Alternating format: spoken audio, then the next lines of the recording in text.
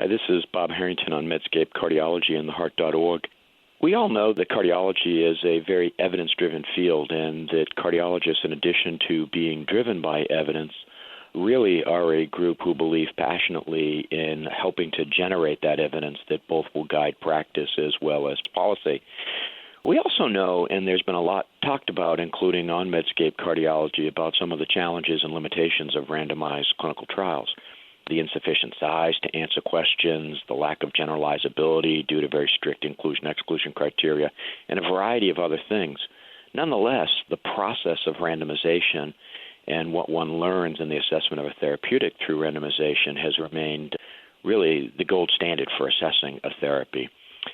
We also simultaneously have the ability to tap into enormous amounts of data through the electronic health records. And while there is some attractiveness to the use of electronic health records in research, there are limitations there when one thinks about the assessment of the benefit of a therapy or the risks of a therapy. To try to overcome some of these dual limitations of trials and electronically collected clinical practice data, several groups, but most notably our colleagues in Sweden, have looked at innovative approaches to randomized clinical trials that involve utilizing routinely collected clinical data, and they pulled off a trial called TASTE that we've talked about on this program that I think was really groundbreaking in its approach to the methods of clinical trials. Well, in the U.S., Patient-Centered Outcomes Research Institute, PCORI, and the NIH have collaborated to form an entity called PCORNet. And we're going to come back to PCORNet, what it is and what its purpose is, and how it may play a role in understanding how to do certain types of clinical trials that have been deemed pragmatic trials. With me today is a longtime friend and colleague, Drs Hernandez from Duke University. Adrian is an associate professor of medicine in the cardiovascular division at Duke University, and he is the director of health services and outcomes research at the Duke Clinical Research Institute. Adrian has been instrumental in the workings of PCORNet and is one of the leaders of a new clinical trial being planned dealing with the dose of aspirin for patients with coronary disease. So, Adrian, thanks for joining me here on Medscape Cardiology. Thanks for having me here, Bob.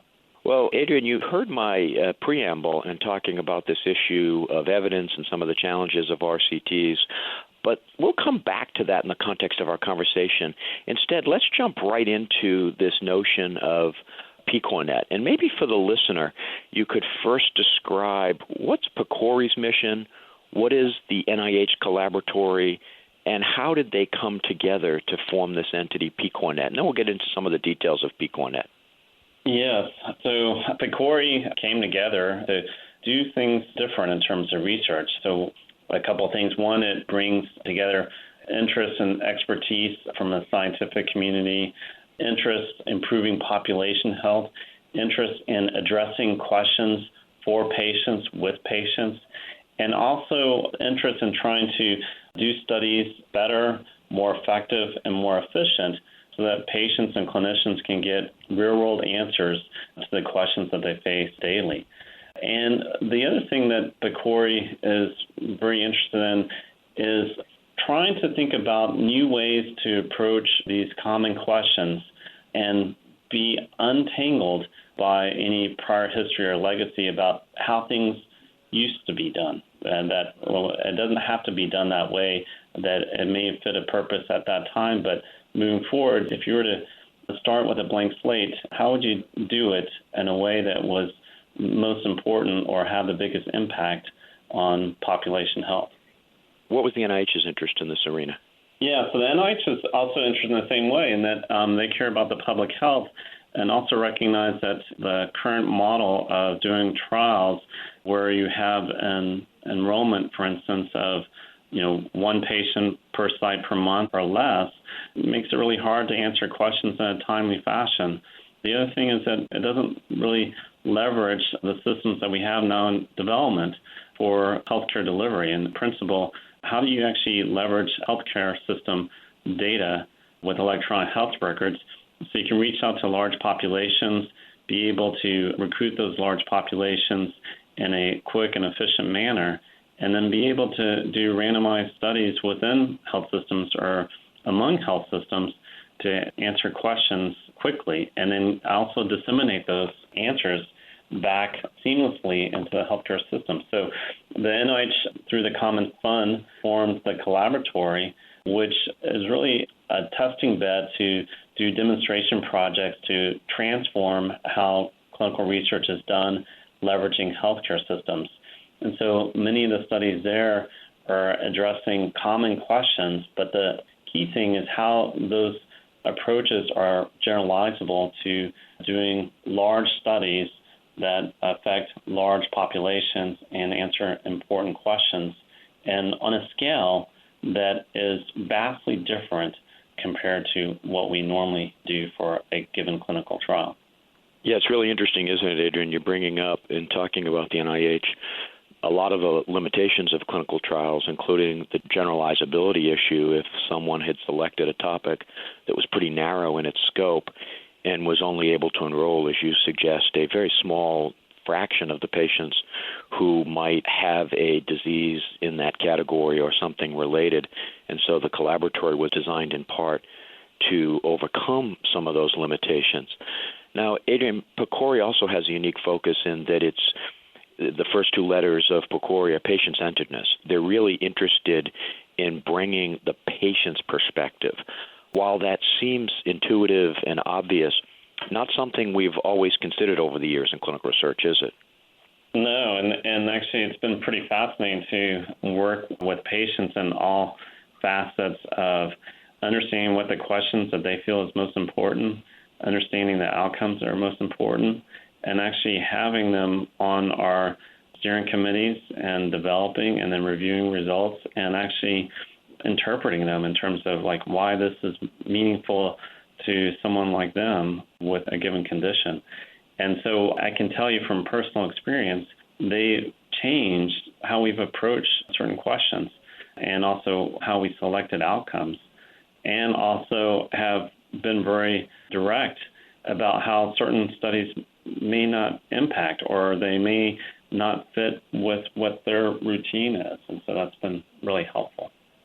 You know, it reminds me that we did a trial years ago, I'm going to guess it was back in the late 90s, early 2000s, when we were studying the oral glycoprotein 2B3 inhibitors. And we did a study where we were enrolling patients with prior stroke and prior heart attack. And as part of the exercise of understanding the tolerability of the agent regarding bleeding, we asked patients during every visit, did you have bleeding with the study drug? And if you did, could you keep taking this if it had a certain, ability to prevent a second event?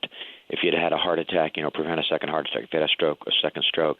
And it was really interesting that the patients who had had a prior stroke, not surprisingly, were a lot older than the patients who had had a prior heart attack and had a lot more comorbidities. And they had a higher risk of bleeding, not surprising, but they had a much greater willingness to take the drug, to adhere to the drug despite the bleeding risks if they could prevent a second stroke compared with the group if they could prevent a second heart attack. And it really points out that while in a clinical study we may consider heart attacks and stroke in terms of the outcome measures as comparable events, the patients very appropriately may not consider that. Is that the kind of thing you're getting at with patient-centeredness? Yes. Probably the clearest examples are when questions are prioritized, they actually come from patients. So what's going to be the most meaningful question for what they do in terms of facing decisions they have? And then the most important thing, though, is like among patient preferences, which outcomes matters the most. And so like you're describing, every therapy or strategy of care has both risk and benefits. We as clinicians feel like we understand what that may mean. Really, it's in the patient's views or through their eyes that we actually have to understand what's that true balance between benefits and risk. And that balance actually may vary based on the patient's personal characteristics, whether they're older or younger, what else they may have in terms of their medical problems. And so having an understanding through the lens of a patient really helps define what's most meaningful, and that's really the heart of patient-centeredness. So this is a perfect transition to get a little more specific about the kind of work that you're doing. PCORI and the NIH Collaboratory have come together to form this entity called PCORnet, and we'll talk about that in a moment. But PCORnet put out a solicitation for ideas for trials that they've called pragmatic trials to test in large patient populations using electronic health records. You want to talk a bit, Adrian, about what PCORnet is? And, you and I are involved in a trial utilizing aspirin, and you want to talk about how that particular question was selected as part of this PCORnet solicitation process? Yeah. So in brief, the vision for PCORnet is that it's the research engine that helps improve care in real-world healthcare systems. And it's imagined that this would be a public utility or a research infrastructure that can be accessed from clinical investigators within PCORnet, investigators outside of PCORnet, other partners such as NIH, etc., and that this is a infrastructure that hopefully allows research to be done with a more efficiency in terms of addressing the questions and getting away from this idea where you do a trial, you build a network, you break it down, you rebuild it again, as well as the parallel processing that we often have where we have literally study coordinators who have a case report form that they're filling out and they're cutting and pasting from the electronic medical record from another screen. And so it's a way to take that away. Now, for the aspirin study, here it's, again, comes from the patients. And so one of the key things for these early demonstration projects for PCORnet is what are questions that would have a public health impact? What are questions that are highly feasible in a pragmatic real-world trial setting? And what are questions that could actually test, the infrastructure for PCORnet and pave the way for future studies? Because if you think about the simple questions that we face every day, there are hundreds of those, and aspirin's an example of that. And if you can develop the systems and approaches from electronic data to follow-up to regulatory and ethics issues, then you can have a reusable infrastructure that can truly be a public utility for clinical research here. And so let's talk about the aspirin question, which is something that the cardiology community, including you and I, have talked about for many, many years now. And it seems almost astonishing that there is no definitive evidence that would suggest that that would demonstrate that one dose of aspirin, in this case a full dose aspirin of 325 milligrams, would be better than a lower dose of aspirin, 81 milligrams, 162, on reducing the risk of ischemic outcomes. And that's coupled with the notion that we're pretty certain we know that that lower doses of aspirin are safer from a bleeding perspective. Is that the kind of question that fits well in the PCORnet framework?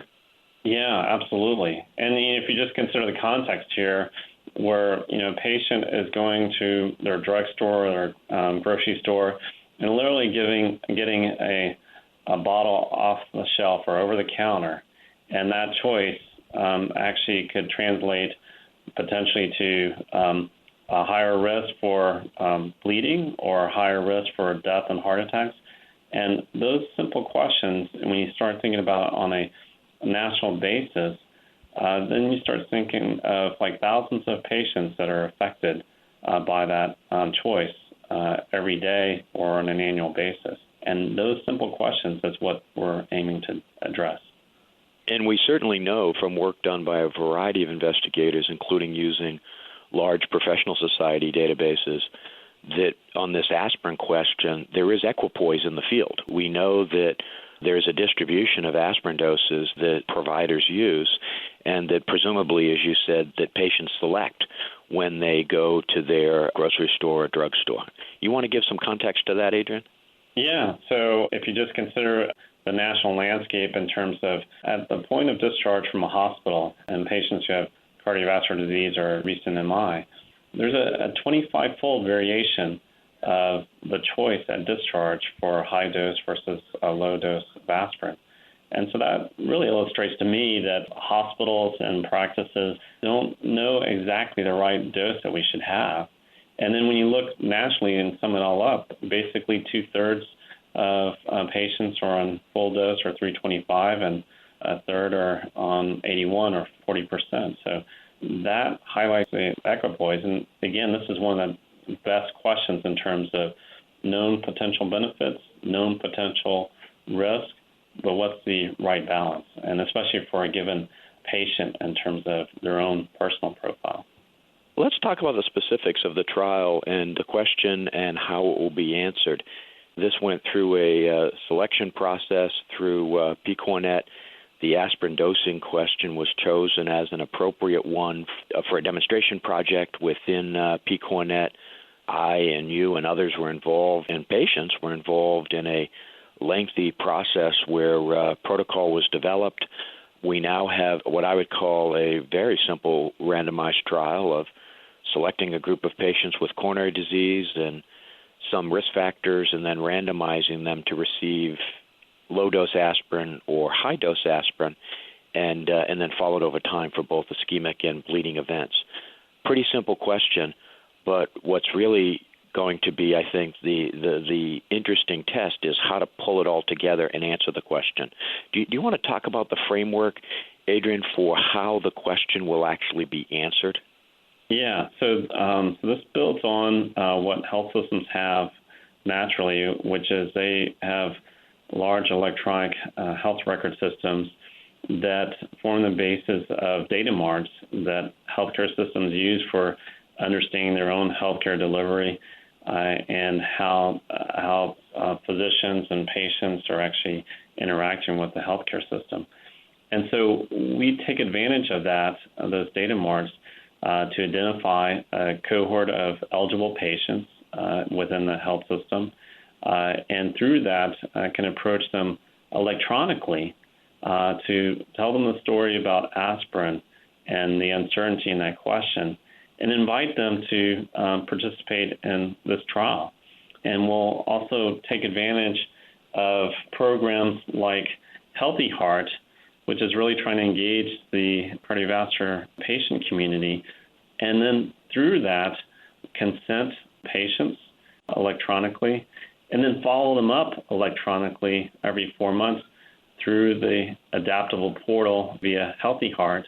But also we'll have follow-up through the health systems and their data marts as patients have encounters in the healthcare system, and also through a call center that we have centrally.